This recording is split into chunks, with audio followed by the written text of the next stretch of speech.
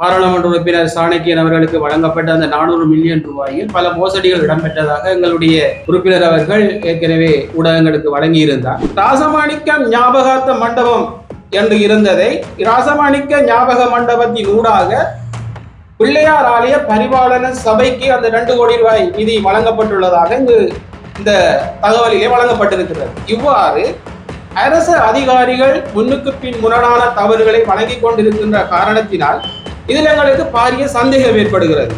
ஒரு எரிவில் கிராமத்தில் உள்ள ஒரு கிரவுண்ட், அதாவது விளையாட்டு மைதானம், அது எரிவில் கிழக்கு பகுதியில் அமைந்துள்ளதாகவும் அதற்கு 50 லட்சம் ரூபாய் நிதி ஒதுக்கப்பட்டுள்ளதாகவும் தகவல் வழங்கப்பட்டிருந்தது. இருந்தும் அவ்வாறான ஒரு இடம் அங்கு இல்லை என்பதை அறிந்து கொண்ட நான், இந்த 400 மில்லியன் ரூபாய் நிதியில் எவ்வளவு நிதி பயன்படுத்தப்பட்டுள்ளது, எவ்வளவு நிதி திருப்பி அனுப்பப்பட்டுள்ளது என்ற தகவலை கேட்ட பொழுது மாவட்டத்தினுடைய உதவி செயலாளர் அவர்கள் இந்த தகவலை வழங்க முடியாது, அதாவது சரத்து 5 படி இந்த தகவலை வழங்க முடியாது என்ற ஒரு தகவலை வழங்கியிருக்கின்றார்.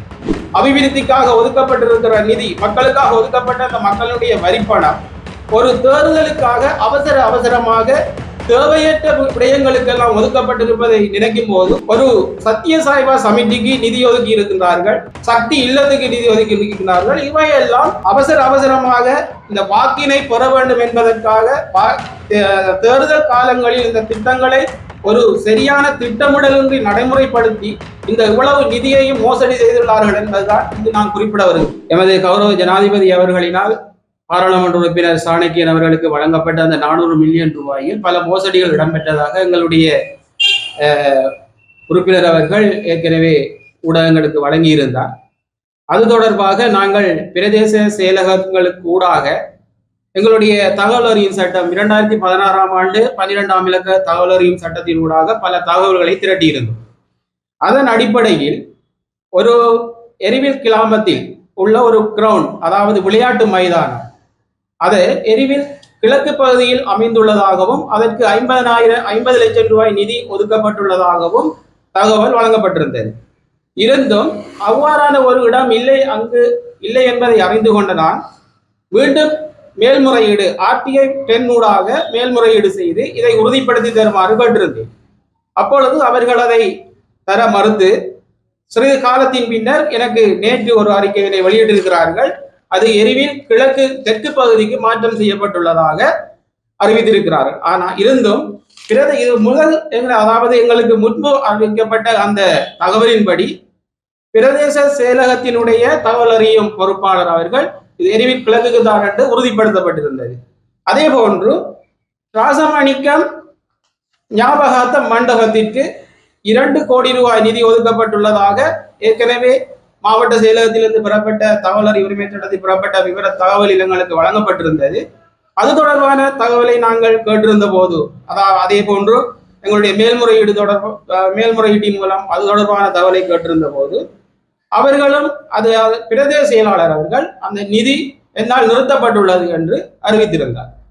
மீண்டும் எங்களுக்கு பிரதேச செயலகத்தினால் வழங்கப்பட்ட, அதாவது 2ஆம் தேதி 2ஆம் மாதம் 3ஆம் தேதி இடப்பட்டு வழங்கப்பட்ட அந்த தகவலின்படி அவர்கள் ஒரு மாற்றம் செய்யப்பட்ட சில திட்டங்கள் பிரதேச மாவட்ட அரசாங்க அதிபரினால் மாற்றம் செய்யப்பட்டு வழங்கப்பட்டுள்ளது என்ற தகவலை வழங்கியிருக்கிறார்கள். அதன்படி ராசமாணிக்கம் ஞாபகார்த்த மண்டபம் என்று இருந்ததை ராசமாணிக்க ஞாபக மண்டபத்தின் ஊடாக பிள்ளையார் ஆலய பரிபாலன சபைக்கு அந்த 2 கோடி ரூபாய் நிதி வழங்கப்பட்டுள்ளதாக இந்த தகவலிலே வழங்கப்பட்டிருக்கிறது. இவ்வாறு அரசு அதிகாரிகள் முன்னுக்கு பின் முரணான தவறுகளை வழங்கிக் கொண்டிருக்கின்ற காரணத்தினால் இதில் எங்களுக்கு பாரிய சந்தேகம் ஏற்படுகிறது. மாவட்ட செயலகத்திலிருந்து வருகின்ற ஒரு தகவல், அதே போன்று பிரதேச செயலகத்தில் இருந்து முதற்கட்டமாக ஒரு தகவல் வருகிறது, பின்பு அது இல்லை என்று வருகிறது, பின்பு அது அமுல்படுத்தப்பட்டு என்று வருகிறது.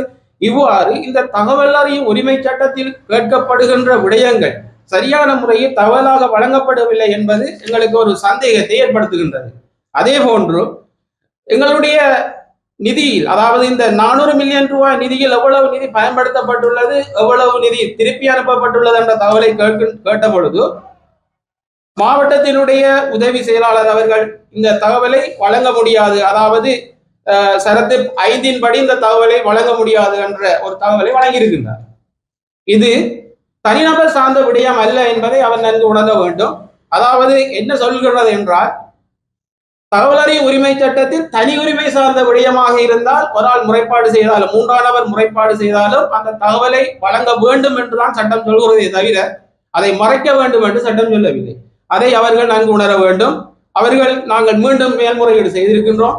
அது தொடர்பான விவரங்கள் அடங்கிய அறிக்கையினை நாங்கள் இந்த தகவல் உரிமை சட்டத்தில் புறப்பட்ட விடயங்கள் அத்தனையும் லஞ்ச ஊழல் ஆணைக்குழு, அதாவது இலங்கை கணக்காய்வாளர் திணைக்களம், அதே போன்று மனித உரிமைகள் திணைக்களத்துக்கும் அனுப்பியிருக்கின்றோம். இது தொடர்பான இந்த நிதி 400 மில்லியன் நிதி ஒதுக்கீடில் மேற்கொள்ளப்பட்ட மோசடிகள் தொடர்பாக குற்றப்புலனாய்வு பிரிவின் ஊடாகவும் விசாரணைகளை மேற்கொள்வதற்கான சகல நடவடிக்கைகளையும் மேற்கொள்கின்றோம் என்பதனையும் நாங்கள் வினயமாக தெரிவித்துக் கொள்கிறோம். ஏன் நாங்கள் இந்த ஊடக சந்திப்பை மீண்டும் கூறுகின்றோம் என்றால், இன்றைக்கு பார்க்கின்ற பொழுது எமது சமூகத்தில் எவ்வளவோ மக்கள் எவ்வளவோ கஷ்டங்களை எதிர்நோக்கி கொண்டிருக்கிறார்கள்.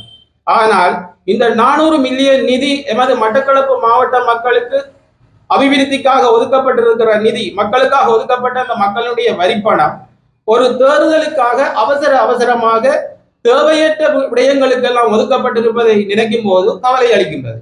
உதாரணமாக, ஒரு சத்யசாய்பா சமிதிக்கு நிதி ஒதுக்கி இருக்கின்றார்கள், சக்தி இல்லத்துக்கு நிதி ஒதுக்கி இருக்கிறார்கள். இவையெல்லாம் ஒவ்வொரு உதாரணத்துக்கு சத்யசாய்பா சமிதி என்பது பாரிய நிதி வசதியை கொண்ட ஒரு அமைப்பு. அவர்கள் நிறைய ஃப்ரீ, அதாவது இலவச வேலைகளை செஞ்சு வருகிறார்கள். உதாரணமாக கிராங்குளத்திலே வைத்திய சேவை செஞ்சு வருகிறார்கள். அதே மாதிரி சக்தி இல்லம் என்பது ஒரு தனியார் நபருக்கு சொந்தமானது, அதுக்கு நிதி வழங்கப்பட்டிருக்கின்றது. இவ்வாறான சில அவசரமாக இந்த வாக்கினை பெற வேண்டும் என்பதற்காக தேர்தல் காலங்களில் இந்த திட்டங்களை ஒரு சரியான திட்டமிடலின்றி நடைமுறைப்படுத்தி இந்த இவ்வளவு நிதியையும் மோசடி செய்துள்ளார்கள் என்பதுதான் இங்கு நான் குறிப்பிட வருகின்றேன். அதே போன்று எரிவில் தெற்கில் அமைக்கப்பட்டுள்ள விளையாட்டு மைதானமானது ஒரு குளத்துக்கு நடுவில் அமைக்கப்பட்டிருக்கிறது.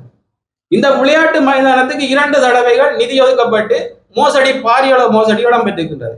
இம்முறை ஒதுக்கப்பட்ட இந்த 50 லட்சம் ரூபாய் நிதியிலும் கிட்டத்தட்ட 22 லட்சம் ரூபாய் நிதி மோசடி இடம்பெற்றுள்ளதாக தமிழரசு கட்சியினுடைய முன்னாள் பிரதேச சபை உறுப்பினர், எரிவில் வட்டாரத்துக்குரிய உறுப்பினர் திரு காண்டிமன் அவர்கள் பிரதேச செயலகத்திற்கும் அதே போன்று டிசிசி இந்த மாகாண உள்ளூராட்சி அமைப்புக்கும் அவர் தனது முறைப்பாடினை செய்திருக்கின்றார்.